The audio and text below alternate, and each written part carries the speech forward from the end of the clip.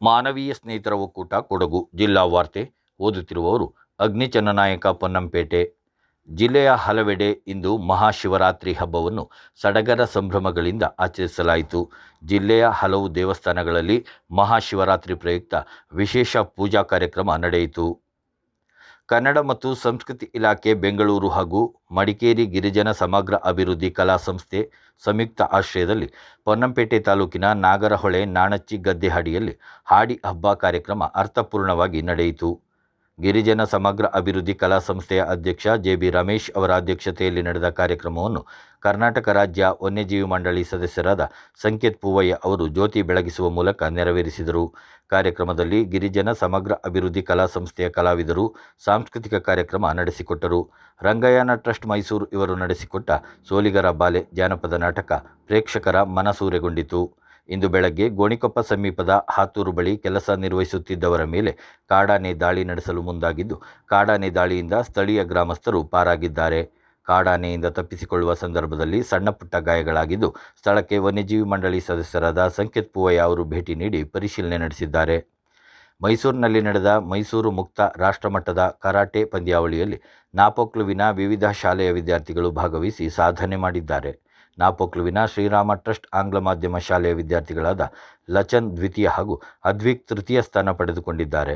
ಅಂಕುರ್ ಆಂಗ್ಲ ಮಾಧ್ಯಮ ಶಾಲೆಯ ವಿದ್ಯಾರ್ಥಿನಿ ಸಿಂಥಿಯಾ ತೃತೀಯ ಸ್ಥಾನ ಪಡೆದರೆ, ಬೇತು ಗ್ರಾಮದ ಎಕ್ಸೆಲ್ ಆಂಗ್ಲ ಮಾಧ್ಯಮ ಶಾಲೆಯ ವಿದ್ಯಾರ್ಥಿ ಅಂಜನ್ ತೃತೀಯ ಸ್ಥಾನ ಪಡೆದಿದ್ದಾರೆ. ನಾಪೋಕ್ಲುವಿನ ಸೇಕ್ರೆಡ್ ಹಾರ್ಟ್ ಆಂಗ್ಲ ಮಾಧ್ಯಮ ಶಾಲೆಯ ವಿದ್ಯಾರ್ಥಿಗಳಾದ ದೈವಿಕ್, ಚೇತನ್ ಹಾಗೂ ವರುಣ್ ತೃತೀಯ ಸ್ಥಾನ ಪಡೆದು ಸಾಧನೆ ಮಾಡಿದ್ದಾರೆ. ಈ ವಿದ್ಯಾರ್ಥಿಗಳು ನೆಲಜಿ ಗ್ರಾಮದ ಚೆಟ್ಟಿಯರಂಡ ದಿಲಂತಿಮಯ್ಯ ಹಾಗೂ ಧೀರಜ್ ಕಾರ್ಯಪ್ಪ ಅವರಿಂದ ತರಬೇತಿ ಪಡೆಯುತ್ತಿದ್ದಾರೆ. ಕೂಡಿಗೆ ಗ್ರಾಮ ಪಂಚಾಯಿತಿ ವ್ಯಾಪ್ತಿಯ ಹುದುಗೂರು ಗ್ರಾಮದ ಶ್ರೀ ಕಾಳಿಕಾಂಬಾ ಯುವಕ ಸಂಘದ ವತಿಯಿಂದ ಕ್ರೀಡಾಕೂಟ ಹಾಗೂ ಸಾಂಸ್ಕೃತಿಕ ಉತ್ಸವ ಮಾರ್ಚ್ 1 ಮತ್ತು 2ರಂದು ಹುದುಗೂರು ಕ್ರೀಡಾಂಗಣದಲ್ಲಿ ನಡೆಯಲಿದೆ ಎಂದು ಯುವಕ ಸಂಘದ ಅಧ್ಯಕ್ಷರು ತಿಳಿಸಿದ್ದಾರೆ. ಯುವಕರಿಗೆ ಕಬಡ್ಡಿ, ವಾಲಿಬಾಲ್, ಪುರುಷರಿಗೆ, ಮಹಿಳೆಯರಿಗೆ ವಿವಿಧ ಕ್ರೀಡಾ ಸ್ಪರ್ಧೆಗಳು ಹಾಗೂ ಸಾಂಸ್ಕೃತಿಕ ಕಾರ್ಯಕ್ರಮಗಳು 2 ದಿನಗಳ ಕಾಲ ನಡೆಯಲಿದೆ. ಮಾತಾಯಿ ಪುರುಷರ ಸ್ವಸಹಾಯ ಸಂಘ ಕಾಟ್ರಕೊಲ್ಲಿ ಪೊನ್ನಂಪೇಟೆ ಇವರ ವತಿಯಿಂದ ಇಂದು 19ನೇ ವರ್ಷದ ಮಹಾಶಿವರಾತ್ರಿ ಪ್ರಯುಕ್ತ ಪೊನ್ನಂಪೇಟೆ ಬಸ್ ನಿಲ್ದಾಣದಲ್ಲಿ ಸ್ಥಳೀಯ ಮಕ್ಕಳಿಂದ ಸಾಂಸ್ಕೃತಿಕ ಕಾರ್ಯಕ್ರಮ ಮತ್ತು ಕಾವೇರಿ ಕಲಾಸಿರಿ ಆರ್ಕೆಸ್ಟ್ರಾ ತಂಡದಿಂದ ಸಂಗೀತ ರಸಮಂಜರಿ ಕಾರ್ಯಕ್ರಮ ಏರ್ಪಡಿಸಲಾಗಿದೆ. ಸಾರ್ವಜನಿಕರಿಗೆ ಅನ್ನ ಸಂತರ್ಪಣೆ ನಡೆಸಲಿದ್ದು, ಪ್ರತಿಭಾವಂತ ವಿದ್ಯಾರ್ಥಿಗಳಿಗೆ ಪ್ರೋತ್ಸಾಹಕರ ಬಹುಮಾನ ವಿತರಣೆ ಹಾಗೂ ಸಾಧಕರಿಗೆ ಸನ್ಮಾನ ಕಾರ್ಯಕ್ರಮ ಏರ್ಪಡಿಸಲಾಗಿದೆ.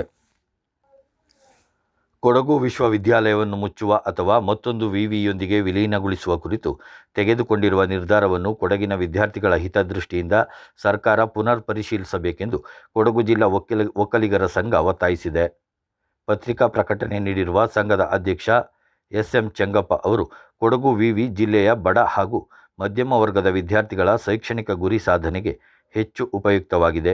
ಇದನ್ನು ಮುಚ್ಚುವುದರಿಂದ ಸ್ಥಳೀಯ ವಿದ್ಯಾರ್ಥಿಗಳಿಗೆ ದೊಡ್ಡ ನಷ್ಟವಾಗಲಿದೆ ಎಂದು ಅಭಿಪ್ರಾಯಪಟ್ಟಿದ್ದಾರೆ.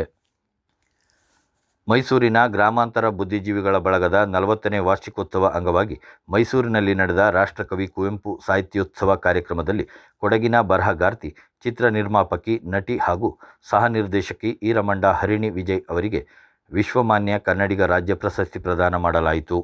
ಇಲ್ಲಿಗೆ ಜಿಲ್ಲಾ ವಾರ್ತೆ ಮುಕ್ತಾಯವಾಯಿತು.